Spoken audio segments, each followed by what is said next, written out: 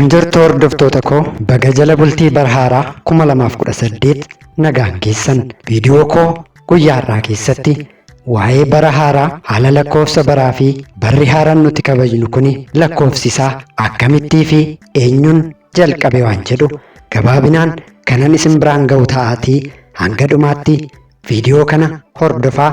Kanneen chaanaalii kanaaf haaraa taatan sabiskiraayib, viidiyoo kanas laayik gochuun jalqabaa. Akka barsiisa mana kiristaanaa Ortodoksii Tawaahidootti Addaam haadha manaa isaa dhagahee ajaja isaaf kenname alatti firii mukaa hin nyaatin jedhame nyaatee waan argameef Waaqayyoon ati dubbii haadha manaa keetii waan dhageesseef ija mukaa isa hin nyaatin jedhee si abboomes waan nyaatteef lafti sababii keetiin abaaramaa ni ta'a.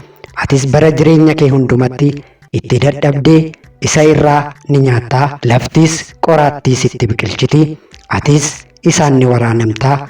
Biqilaa lafaas ni nyaatta jedhamee kutaa macaafa qulqulluu keessatti seera uumamaa boqonnaa 3 lakkoofsa 17-18 irratti barreeffamee jira. Haala kanaan dhalli namaa dhama'ee nyaachuun erga itti himamee sanaa kaasee hanga har'aatti lafa kana irratti dafqa isaatiin nyaachaa jira. Birraan yookaan barri haaraan yeroo namni kan itti facaase suni gahee fi kan foon isaaf taatu sana itti arguudha. Namoo miira isaa keessatti abdii haaraa, gammachuu, rakkoo keessaa bahuuf kan itti yaaduudha. Nama taanis fedhii keenya dhuma hin qabne sana guutuufis kan itti karoorfannuudha. Manni barumsaa banamee kan tarkaanfiin guddinaa jireenya keenya irratti dabalamuudha. Birraan yeroon isaa barri moofan darbee waqtii barri haaraan bakka itti buufamuudha. Kanaaf manni kiristaanaa Ortodoksii Tawaahidoos kutaa macaafa qulqulluu keessaa macaafa faarfannaa Daawit jedhamu irratti sagalee barreeffamee jiru waggicha wanta gaarii si biraa dhufe ni gonfitaa gara ati deemtutti faanni kee cooma roobaa. Faarfannaa Daawit 65 lakkoofsa 11 irratti qulqullichi Daawit faarfate ni faarfatti. Barri haaraan yeroo duumessi samiirraa qulqullaa'ee laggeen ganna guutan hir'achuun taliilan dirreen marga magariisa haaraan uwwifamee bakka mul'atu hundatti daraaraa keelloon fuula isaanii gara samiitti diriirsanii daraaruun fooliin urgaa gaarii qabu dachee haguugudha. Daraaronni kun yeroo waggaa haaraa kana qofa kan mul'atan yoo ta'u keessumaa Itiyoophiyaanotaaf mallattoo abdii, bareedinaa fi jalqabbii haaraati. Namoo bara haaraa miira amantii fi duudhaa gadi fagoo ta'een jalqaba. Ijoolleen ganama bariin hirribaa ka'anii uffata haaraa adii isa gaarii ta'ee fi fakkiiwwan halluu adda addaatiin bareedanii hojjetaman uffatu. Keessumaa ijoolleen shamarranii uffata aadaa uffachuun manneen ollaa irra naanna'uun hawwii baga geessanii bifa faaruu fi yeedaloon taphachuun marga lalisaa mallattoo nageenya fi jaalalaa qooduun barri haaraan galuu isaa misraachoo himuu. Maatiin hedduun waggaa darbeef galateeffachuu fi isa haaraa keessatti nagaa, fayyaa fi eebba akka argatu kadhachuuf ganamaan gara manneen amantaatti qajeelu.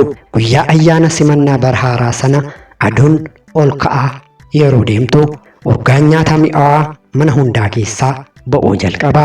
Haadholiin nyaata aadaa dhalootaaf darbaa ture bilcheessu. Biyya keenya keessatti ayyaanni yeroo kabajamu wanti adda taasisu duudhaa hawaasni ittiin waliin guyyaa sana dabarsuudha.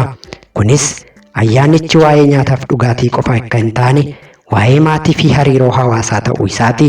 Barri haaraan abdii haaraa, namummaa haaraa, karoora fi yaada haaraa qabatanii laphee haaraan yeroo itti ce'aniidha. Birraan firri fagoo kan sababa ganna guutuu laggeeniin adda fagaatan yeroo itti wal gaafataniidha. Kun eegaa akka kana ta'ee haalli lakkoofsa baraa kun hoo akkamitti jalqabeen gaafii biraati. Akkuman jalqaba seensa irratti kaasuuf yaale abbaan keenya Addaam erga abboommii waaqa isaa cabsee ari'amee hanga bara dhaloota gooftaa keenyatti kan jiru bara gadadoo yookaan zamana fiddaa jedhama. Waaqayyoon Addaamiif dhala kee irraa dhaladhee sin fayyisa jedhee waadaa galeefii ture. Guyyaa misraachoo qulqulluu Gabri'eeliin giftii keenya dubroo Maariyaamii irraa dhalatee reebamee fannifamee du'ee guyyaa 3 booda du'a moo'ee ka'ee nuun ijoollee isaaf arjummaadhaan dhiifama godhee fayyina nuuf kenneetii qabee hanga dhufaatii gooftaa keenyatti kan jiru immoo bara araaraa jedhama. Kanaaf barri haaraan nuti ammatti kabajaa jirru kun kan inni lakkaawwamuu jalqabe dhaloota Kiristoos irraa jalqabeeti. Tolee dhaggeeffattoota keenya, bara haaraa kana immoo lakkaa'uu kan jalqabe eenyudha waan jedhu kanan isin biraan ga'u ta'aatii hanga dhumaatti viidiyoo kana daawwadhaa. Kanneen chaanaalii kanaaf haaraa taatan immoo irra deebi'een isin yaadachiisaa sabiskiraayib godhaan dhaamsa godhaa. Lakkoofsi baraa amma biyyi keenya itti fayyadamaa jirtu kun kan mana kiristaanaa Ortodoksii Tawaahidooti. Kanas Hafuura Qulqulluutiin durfamuun herreeganii kan kaa'anii fi kan nuuf gumaachan Phaaphaasii Iskindiriyaa 12ffaa kan turan Qulqulluu Dimeexiroosidha. Isaanis seera guyyaa ayyaana fi laguu yookaan soomaa argachuuf hawwanii ajaja ergamaa Waaqan torbii yookaan subaa eegalanii hawwii isaanis Waaqayyo kenneefi. Gabaabumatti hiramni guyyootas wiixataa akka jalqabu, laguun yookaan soomni gooftaa keenyas kan hirame ta'ee ka'umsa abbaa qulqulluu kanaanidha. Addunyaa kana irratti haalli lakkoofsa baraa hedduutu jiru. Fakkeenyaaf kan Yihuudootaa, kan Gibxootaa, kan Qeesaar Yuulos, kan Fileekaawunfaa maqaa dhahuun ni danda'ama. Akkasumas Oromoonis seera lakkoofsa fi dhaha mataa isaa durii irraayyuu akka qabu kitaabonni seenaa fi abbootiin ni himu. Uummattoonni biyya Itiyoophiyaa keessa jiran kan lakkoofsa baraa adda ta'e qabanis ni jiru. Akka mana amantaa Ortodoksiittis lakkoofsi bu'uura qulqulluu Dimeexiroos godhatee lakkaawwamus ni jira. Egaan hordoftoota koo kanneen chaanaalii koo hordofaa jirtan, Waaqayyo bara baraan ni dabarsa. Umurii keenya irrattis fedhii Waaqayyoo kan ta'e arjummaa gooftaa keenyaa kadhaa qulqulleetti haadha keenyan kadhannaa qulqulluutaan har'a geenyerra. Osoo akka hammeenya keenya fi cubbuu keenyan baduun nurra ture, garuu Waaqni keenya Waaqa jaalalaa waan ta'eef har'aan nu gaheera.